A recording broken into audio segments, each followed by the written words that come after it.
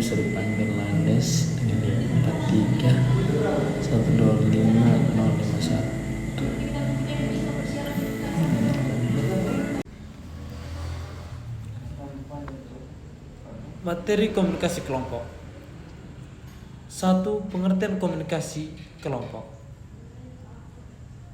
Komunikasi kelompok adalah proses pertukaran pesan antara 3 orang atau lebih yang memiliki tujuan bersama, saling berinteraksi dan saling mempengaruhi.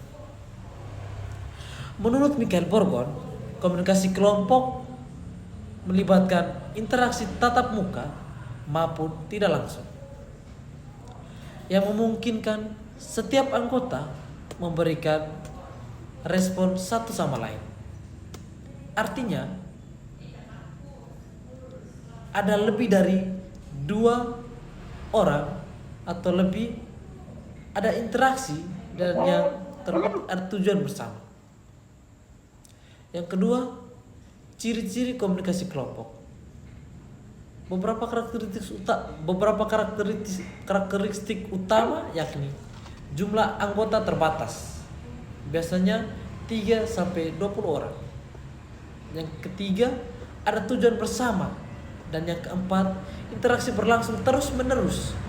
Yang kelima, memiliki struktur atau pemimpin dan anggota. Yang keenam, ada norma atau aturan kelompok. Berikutnya kita masuk ke fungsi. Fungsi komunikasi kelompok. Komunikasi kelompok dalam kelompok memiliki beberapa fungsi penting, yakni yang pertama, fungsi sosial untuk menjalin hubungan dan kebersamaan.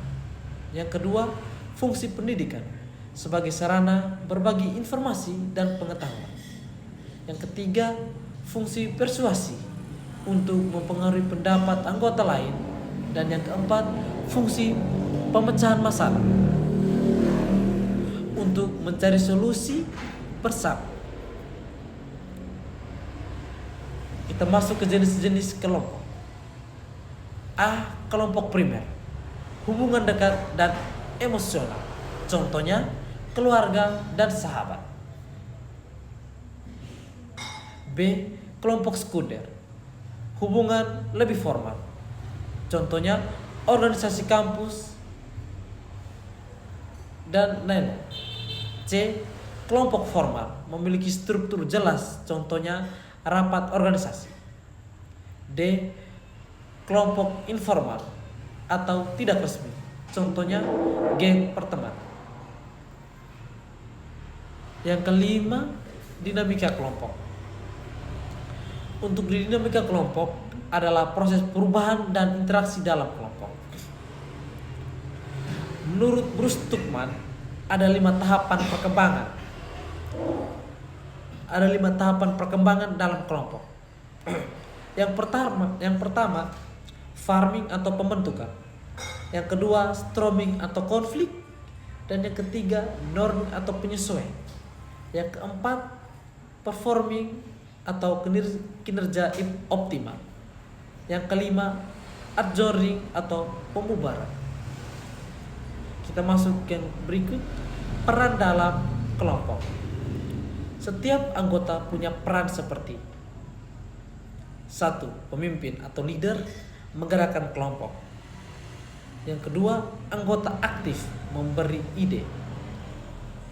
Yang ketiga, mediator, yakni menyelesaikan konflik.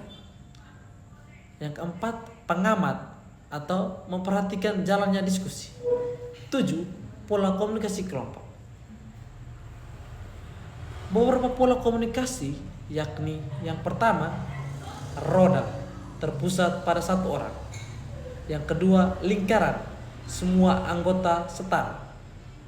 Dan yang ketiga, rantai komunikasi beruntun. Yang keempat, semua saluran atau semua bebas berinteraksi. Kita masuk poin yang ke-8, hambatan komunikasi kelompok. Beberapa hambatan yang sering terjadi yakni perbedaan pendapat. Yang kedua, kurangnya partisipasi. Dan yang ketiga, dominasi anggota tertentu. Yang keempat, kesalahan pesan. Dan yang kelima, konflik pribadi. Kita masuk ke poin yang ke-9, yakni pengambilan keputusan dalam kelompok. Metode yang digunakan yakni biasanya voting atau suara terbanyak. Yang kedua, konsensus atau kesepakatan bersama. Dan yang ketiga, keputusan pemimpin. Kelebihan dan kekurangan komunikasi kelompok. Kelebihan dari komunikasi kelompok yakni yang pertama, ide lebih beragam karena kita berdiskusi dalam ruang lingkup yakni berkelompok, bukan per orang-orang. Yang kedua, keputusan lebih matang karena ditimbangkan oleh banyak orang. Yang ketiga, meningkatkan kerja bersama. Kekurangan komunikasi kelompok yakni memakan waktu, potensial konflik tinggi. Biasanya terjadi ikut-ikutan tanpa kritik. Poin yang ke-11 yakni contoh dalam kehidupan mahasiswa. Yang pertama, diskusi kelompok tugas. Yang kedua, rapat organisasi kampus. Yang ketiga, presentasi kelompok. Dan yang keempat, kerja tim dalam proyek yang dijalankan. Kesimpulannya yakni komunikasi kelompok adalah proses interaksi antara individu dalam suatu kelompok untuk mencapai tujuan bersama. Keberhasilan komunikasi kelompok sangat dipengaruhi oleh peran anggota, dinamika kelompok, serta pola komunikasi yang digunakan.